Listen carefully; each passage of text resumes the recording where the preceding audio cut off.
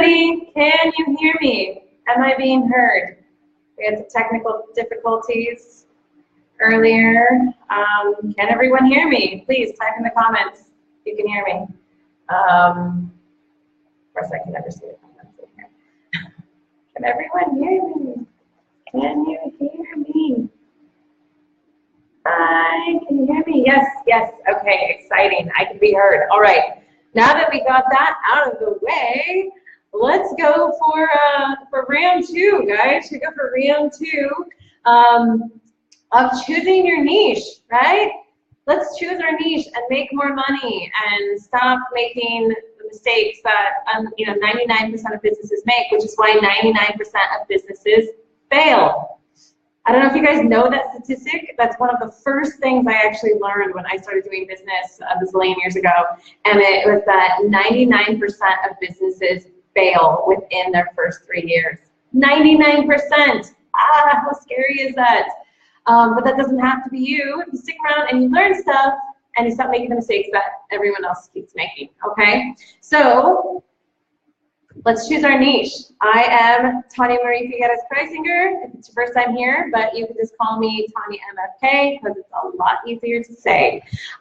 So Wednesday evening, I know it's getting a little late for some of you guys. It's Thursday morning for me here in Vietnam. It's been a little bit of a wild day. We woke up to 2 snakes in our yard, and it's my husband's birthday, and we're getting a kitten later, and there's lots going on. I hope everyone else is doing well.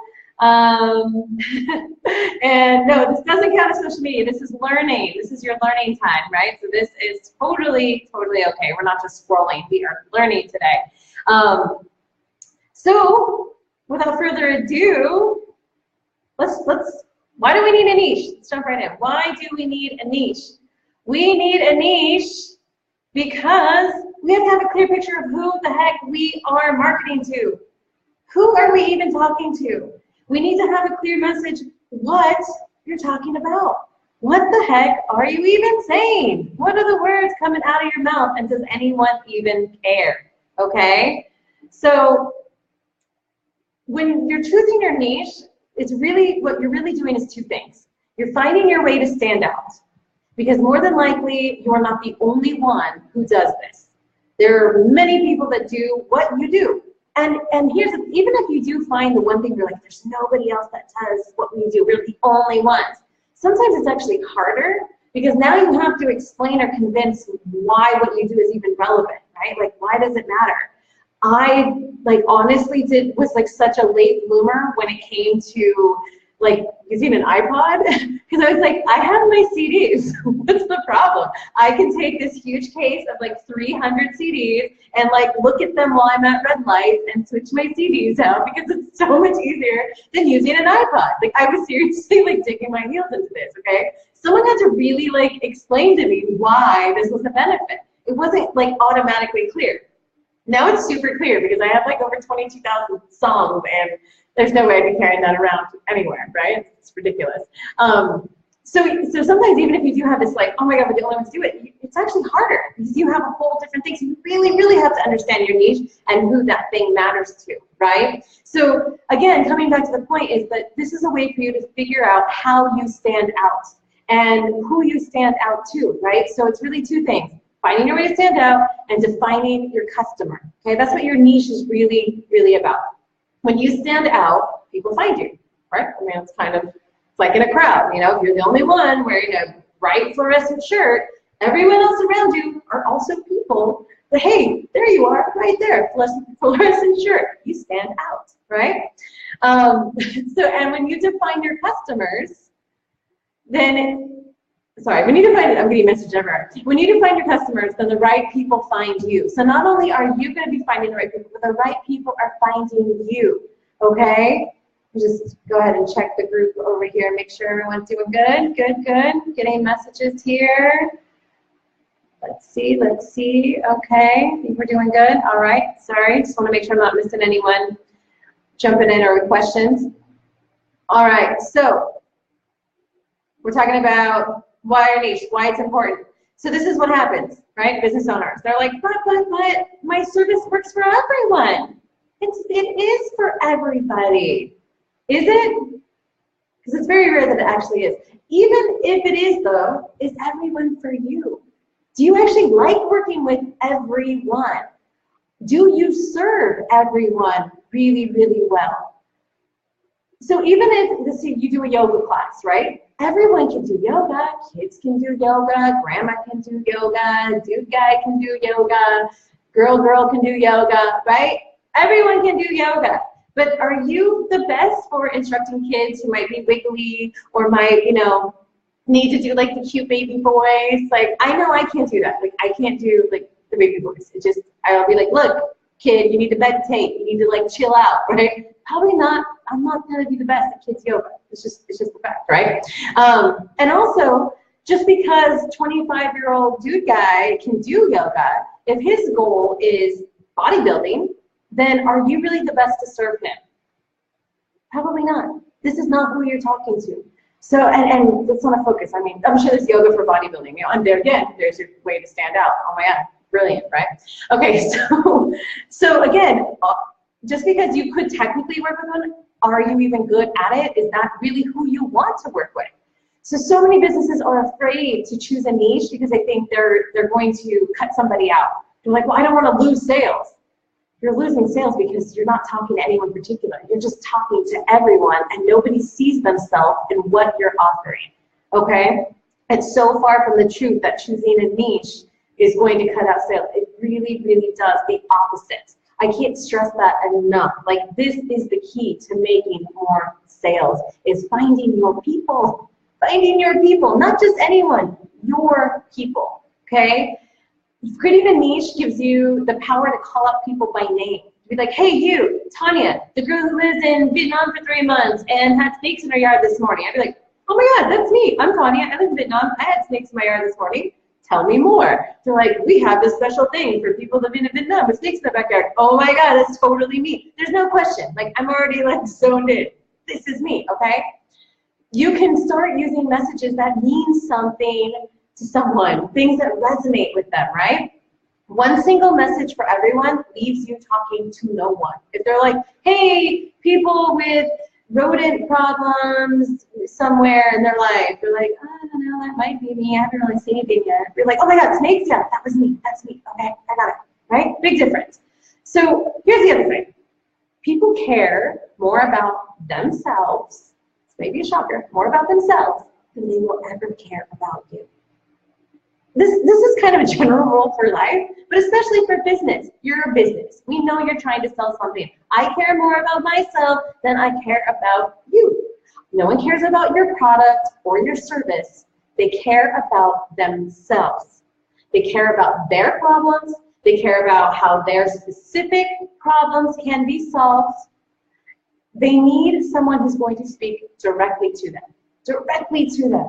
And your messaging needs to be clear. And they need to know that, in fact, you are talking to them because, they care about themselves, right? A niche helps you define your message. A niche helps your audience identify themselves in your message. So an example, right? If I was running an ad, we're all on Facebook, right? So everyone's seen ads come through their feed, at least for now until that changes. So here's an ad. New gym in Los Angeles. Great prices for the whole family because everyone needs to get in shape. Try our gym today. Okay, it's another gym ad. You'll see it like, all right, it's another gym ad. It's on that gym, this gym, one for the whole family. Okay, so there's another one that comes to your feed. Hey, ladies of Santa Monica, looking for the best thigh workouts in town? Try our thigh-only gym. We focus completely on sculpting thighs. Pretty specific, right? Pretty niche. They're going to find their exact target market. They're not going to find someone who shows up with the whole family and the kids, even though kids can work out their thighs. Everybody needs like healthy muscles and quads, right?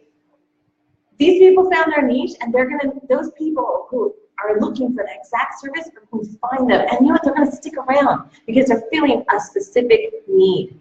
I mean, which one's clear, right? Which one of those were clear? Which one tells me if they're talking to me or not? Is it A? Was it B? It was B, right? Of course. Yeah, because it's clear. So you need a clear definition of who you are in order to have a clear social media strategy. So this isn't just about like, oh, I can say what I do very niche. No, like you don't know what exactly, so what social media you even should be using until you know who your people are. So then you know where they hang out. So then you know what you're after. If you're only serving, 13 to 17-year-olds and you're selling, something that's like good candy or something, then maybe you need to be on Snapchat. Maybe you need to be in some other realms, and like Facebook and Twitter isn't for you, right? Because you didn't know that if you haven't defined your market, okay? And another reason you need to have a niche is that it's going to help you optimize your website for keywords. A lot of you go and start your websites right away, and you get to this part of like SEO and keywords, and you're like, oh, what is it all about? It's going to be a lot easier if you already know who specifically you're looking for, because the more generalized your keywords are, the more general people you're going to get, and people might just get there and be like, I don't know if this is for me or not, right? So you also will be able to understand targeting for ads, like the thing I mentioned earlier, and you'll be able to understand your own business direction. So this keeps you on target for getting distracted by the next shiny thing. So if you know, like again, you're targeting a certain group that's on Snapchat, and somebody's like, yeah, but there's this great thing for Pinterest, and you're like, okay, Pinterest is like women from 30 to 40, this and that. Okay, that may be great. Pinterest may be great, but I know that this is who my niche is for. This is who I'm focused on. So I'm not going to get distracted by Pinterest right now. Like maybe when I decide to go after that is later. This helps you keep that direction, keep focused on specifically what you need to be doing right now. Okay? And again, this all comes together to help you understand your target market. Because once you understand the niche of people, right? These are two different things, even though they're very similar. Even though once you decide your niche of people, then defining your target market is when we go into that niche and we start to study who exactly they are. We start to learn about them. We start to define them even more, like things of what ages are they, where do they work, where do they live? Like that's where we start to really now get our target market, right? We're going to say that for another lesson. Okay, so we're going to do one more example. We're going to jump into the steps of how to actually choose this. Okay, so I want you to try this out. Let's just say I need to do an ad for vitamins. Okay, my first ad is going to go to males and females from 18 years old to 64 in the United States. So what message can I use? What can my ad say that's going to that's going to work for this? That's going to work for anywhere from 18 to 64, male and female in the United States. Anyone got like a good tagline you want to throw in there? Like, what can my ad be for vitamins? Like, hey, humans, hey, people of the US, we have vitamins. Anything? Anyone got anything, right? Maybe not, because it's like really general. So I threw an example together here. Great vitamins for your health. They're great for everyone. Maybe your next statement there is like a price, right? We're really cheap, because now you're competing on price. Really dangerous slope right there. Now you're competing by price. So maybe, and then what does your imagery even look like? Is it like a bunch of smiling people, all age groups, those stock photos, like, we're happy, like vitamins. Okay, and how much attention is that gonna get in your news feed on Facebook? Like really, think about that, right? Now let's try this again. Same ad for vitamins, same vitamins, right? But this time, my target audience is going to be females. It's gonna be mothers, specifically from 35 to 42 years old, who live in Michigan with kids under 4 years old. It's really specific, right? You know why this is so helpful and so specific? Because it's not just women, it's women with kids. So they have different things on their mind, right? There's certain age groups. So you also know maybe like what was familiar to them in high school, what kind of messages resonate with them. Michigan, okay, so now they're dealing with issues like cold and like that whole East Coast thing, right? Like, oh, it's not sunny California in wintertime. And kids under 4, that's a lot different than a woman who has a 14-year-old or a grown adult child, right? 30 years old or something like that, okay? So here's going to be my same vitamin ad for female mothers 35 to 42 in Michigan with kids under 4 years old. Here's my ad. Get the extra energy you need for those days your kids get into your stash of cookies. Okay, now a mother could be like, oh my God, I could just imagine if my kid got into my cookies. Like, they would be nuts. I would need so much more energy to deal with them. It would be crazy. And you could have a picture that resonates with them. Maybe like, the house is crazy, or maybe we go the other side, right? And it's like the mom's just like superwoman, and there's like chaos all around her because she took her vitamins, right? Because that's what these vitamins are going to do. Okay. Again, like this is kind of on the spot. I'm sure I could come up with some better ones than that. But do you see the difference in that? Like, here's this general ad of like anything. And then you have something so specific that mom who has young kids who would get into a cookie jar can be like, oh yeah, I've had days like that. And even if it's not the cookie jar, like we're smart humans to kind of adapt the story, because remember, we care about ourselves, to what makes sense to us. We're like, oh yeah, like when my kids, just got into my drawer of, I don't know, paints or something, right? Like that's just as crazy. You're just like, oh my God, and I had to do so much extra stuff, and I was so tired. And maybe these vitamins are going to be the answer, right? Yeah, I love this, you guys. You guys are having great things. Like, help me feel puffy would be a good one. Yeah, that's a great one, Joel. Busy mom, you don't have time for a cold. Be invincible. That's awesome, Stephen, too. Love it. And here's the thing, like with Deborah, I saw yours, Optimal Health, $34.99 a month in a rainbow. You gotta be careful with competing on price though, because price is gonna lock you into something, and you're always, then it's just gonna become a price battle, right? And that's what we wanna do. We wanna show the value. We want to show why you're special, why you're different.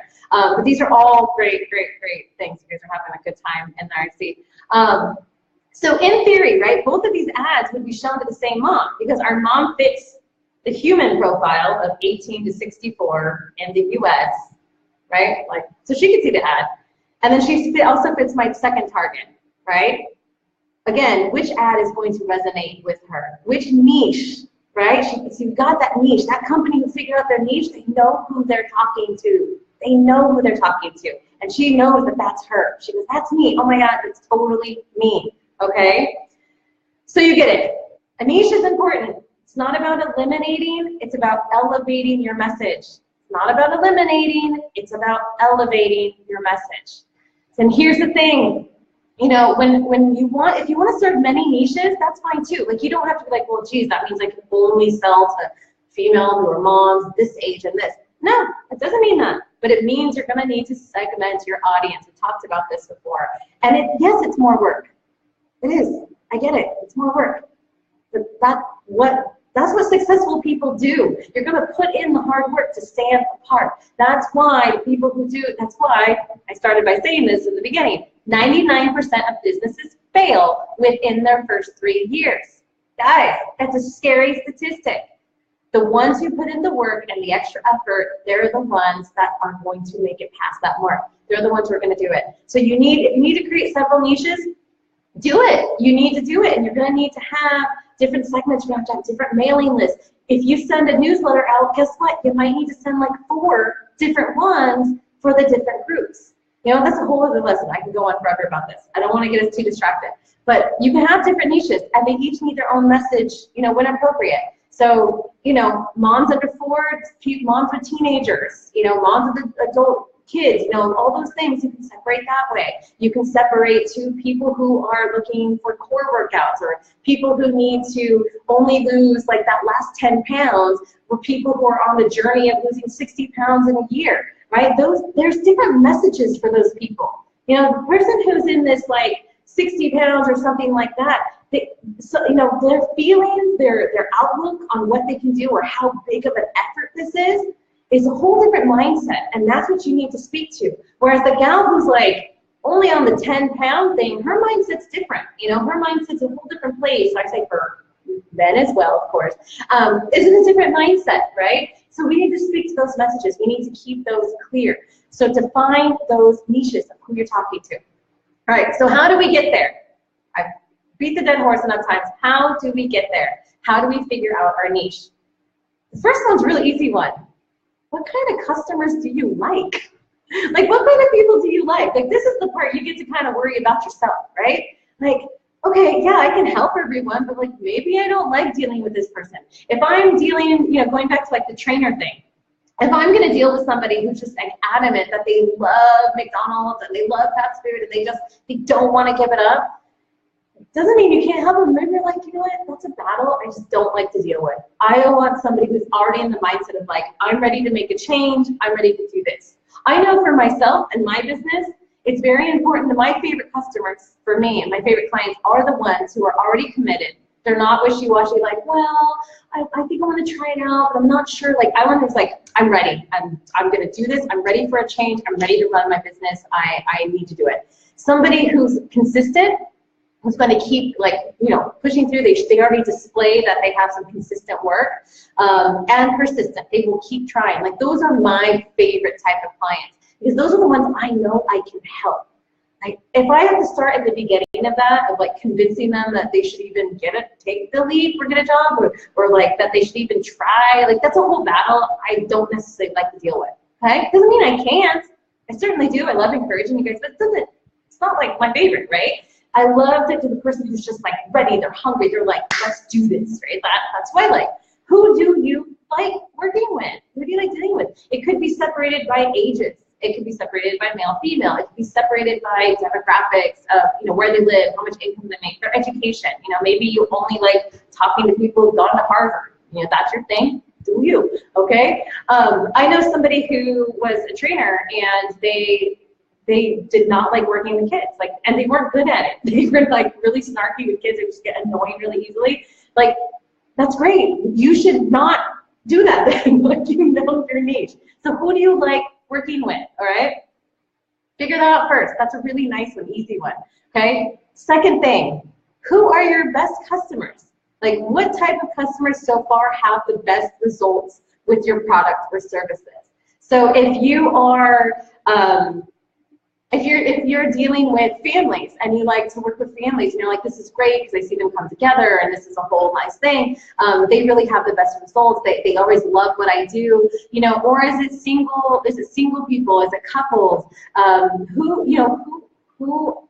So first it's like, who do you like? But the second is, who results the best? You know, you might say, and I'm going to go back to the trainer thing.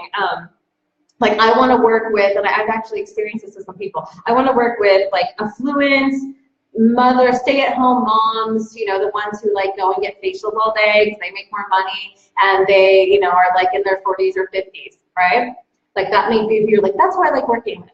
And then you start to notice that the people coming to you are all people who have like knee injuries and, you know, back problems and all this, and they just like are doing so good with your workout, like, and they just keep telling their friends, like, oh my gosh, you have an arm problem? I have the best trainer, and you just come because like she totally knows how to work with you, and she does all this, and next thing you know, you're like, crap, okay, this is who I like working with, but these are the people who are actually really doing best with my service. So then it's kind of a time to rethink, like, where am I at? Like, who are really doing the best? If you sell vitamins, which are technically good for everyone, you know, is your market still someone who maybe is extremely ill or like has cancer? Like, are they your best customer at that time? Is that really your focus? Now, these are things you need to ask yourself. All right, so number 3, what is your value? What is your value as a business? Like, what problem do you actually solve? Okay, because your niche is going to be narrowed down to the people with these problems. So it's not just about what the benefits of your product are, right? But what problem does it solve? You know, if you heard the old thing about sales, it's like your customers have a pain and you're relieving that pain, right? It always seems so dramatic, like, it's pain, like, oh my gosh, I just, you know, sell candy. Okay, well, the pain is like, I really have a sweet tooth and I want something delicious.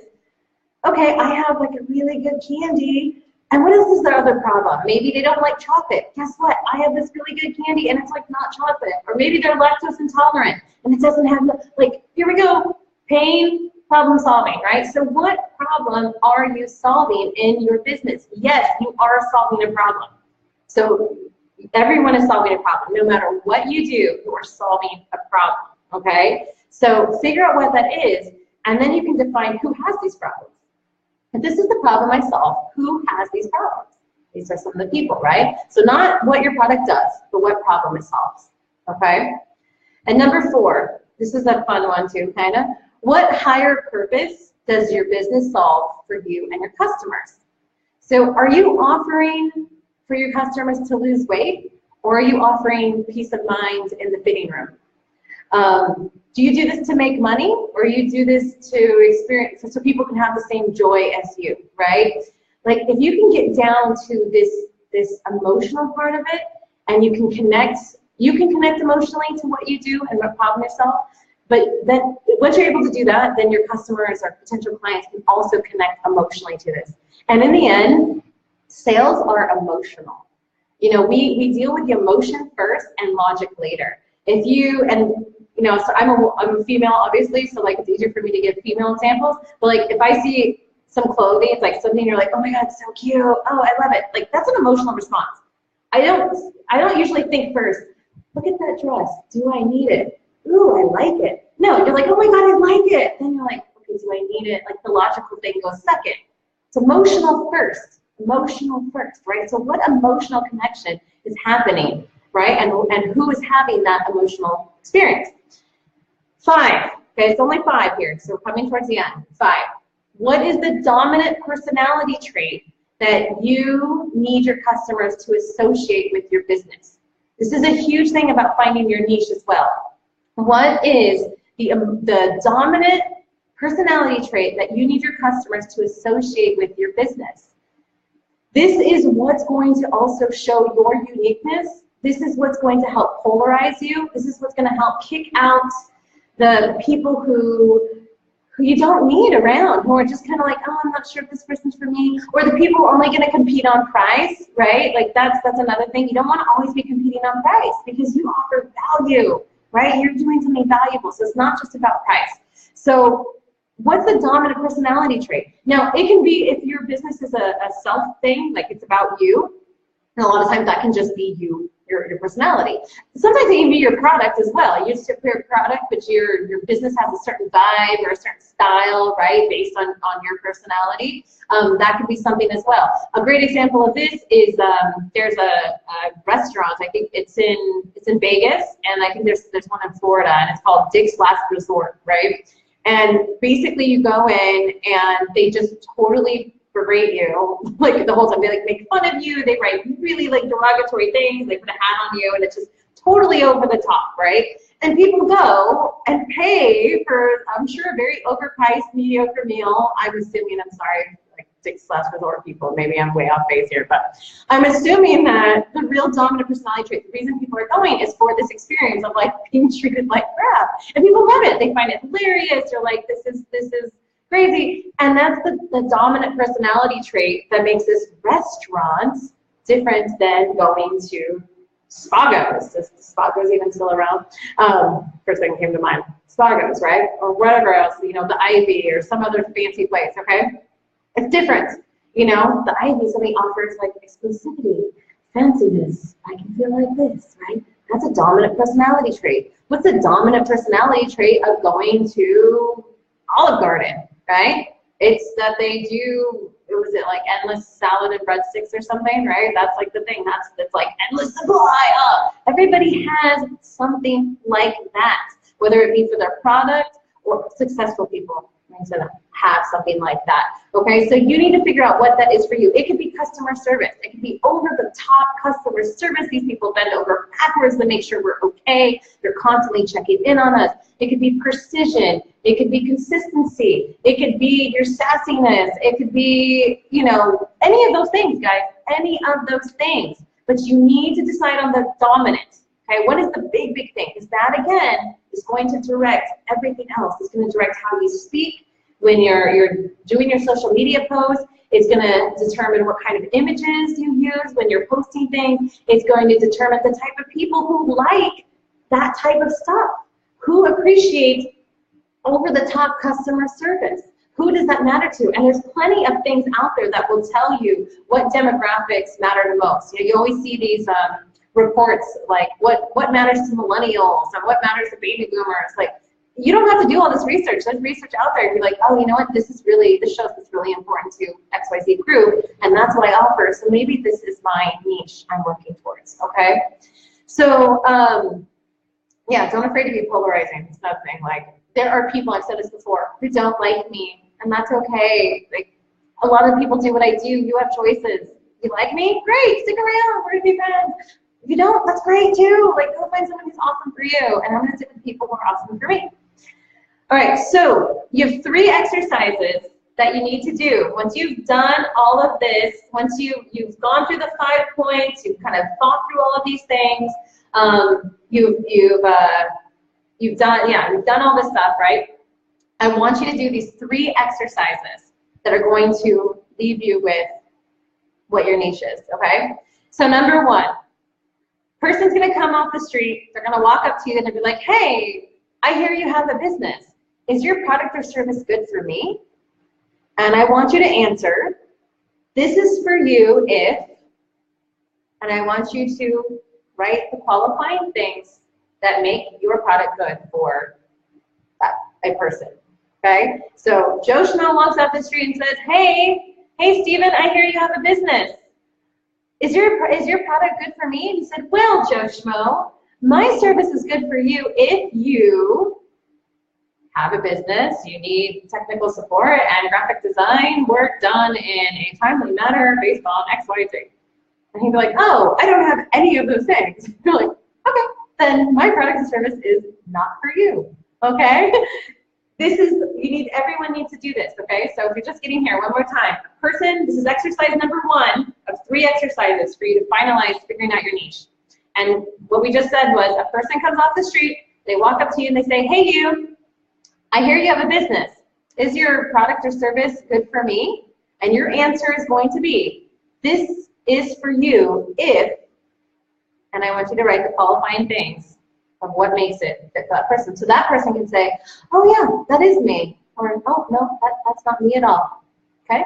So that's number 1, this is for you if. Okay? The second exercise that I want you to do is called the 2 qualifier method. I cannot take credit for this. This is a Ramit Sethi thing. Guy is awesome. He's a little too cocky for me sometimes, but his information is on point. So I do follow him despite his little brushing himself on the shoulders all the time, but that's all good. We all got a little cockiness, right? So the 2 qualifier method is you take qualifier 1 and qualifier 2 who need. Okay, that doesn't sound right though. Right? Makes sense yet, right? Let's say. So I'm going to use this in a sentence. So my product or service is for solopreneurs. Okay, that's a qualifier. So that's qualifies them. If you're a solopreneur in the coaching industry, that's qualifier 2. So they can't just be solopreneurs. They need to be solopreneurs in the coaching industry who need marketing guidance. Okay, that would be qualifier 1, qualifier 2, who need blank. Okay, so let's try that again. A lot of these are my own examples that I was playing with. So qualifier 1, for business owners, qualifier 2, who are mystified by marketing, who need a path to get started. Right, that's my qualifier 1, qualifier 2, who need. Business owners, qualifier 1, that are too tired of reading top 100 marketing tips, qualifier 2, and are ready to start doing the work, right? So let's say if I have any other ones. I did some work in natural products for a while, so we have one, qualifier 1, natural product businesses, qualifier 1, that need a roadmap to navigating the market, and marketing industry. So that one's kind of a little not as good. Let's see. Do I have any other ones? Business owners, qualifier 1, who are tired of advice and tips, qualifier 2, and need to implement real marketing strategy. Okay? So this is qualifier 1, qualifier 2, who need. That is your statement of who your niche is for. Okay? So if it's going back to that example with the vitamins, for mothers who have children under 4 years old who need health supplements in their life, you know, or who need more energy, even better specific, right? This is the sentence structure you need to use to start to define your niche, okay? So that's the 2 qualifier method. And then the final step, okay, the final exercise for you to do is to complete these sentences, okay? My product or service is this benefit for who, I wish I could write it so you guys can see this, so they can, and then I want you to write the outcome, right? So my product or service, so you're gonna write the benefit. My product or service gives energy to mothers with children under 4. So, and then, right, so that's the who, and then the outcome. So they can get more done during the day, all right? I'm not like amazing with these because I don't sell vitamins, but like I'm trying to figure out some examples here. So your product or service then state the benefits, okay? Now maybe I'll try to make like a graphic of this or somewhere I say me, but let's be honest, it would be my amazing graphic designer. My product or service is for like, or is, it will do, I mean, that little part there depends on what you do. Benefits, right? That's the blank spot. Fill in the benefit.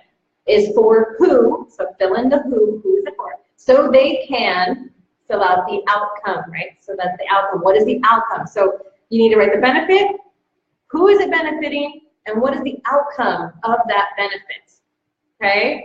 So the benefits, who is it benefiting, and what is the outcome?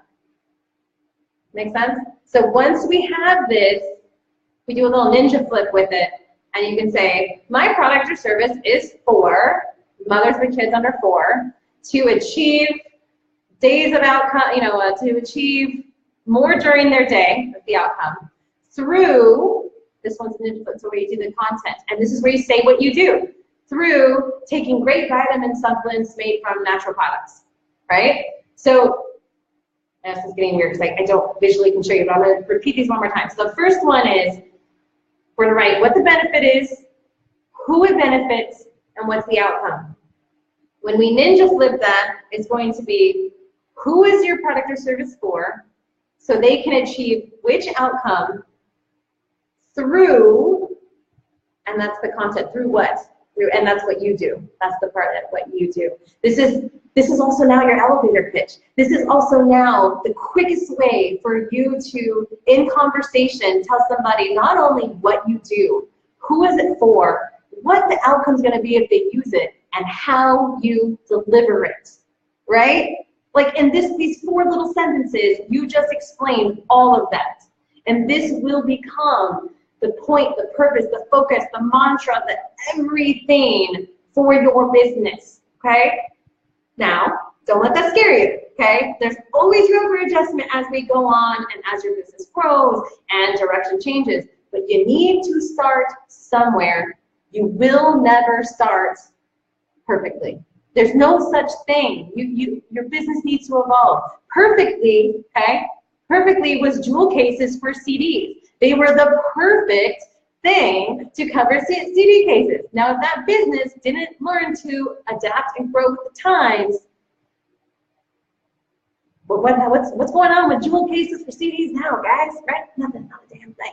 So maybe if they learned to like do it for plants or something, they had to learn to adapt. But you had to start somewhere, and they did really, really good, and then you need to adjust. So don't let this scare you, like, oh my gosh, this is all there is and all that. No, but this is a foundation. This is to get started, and then move forward with this.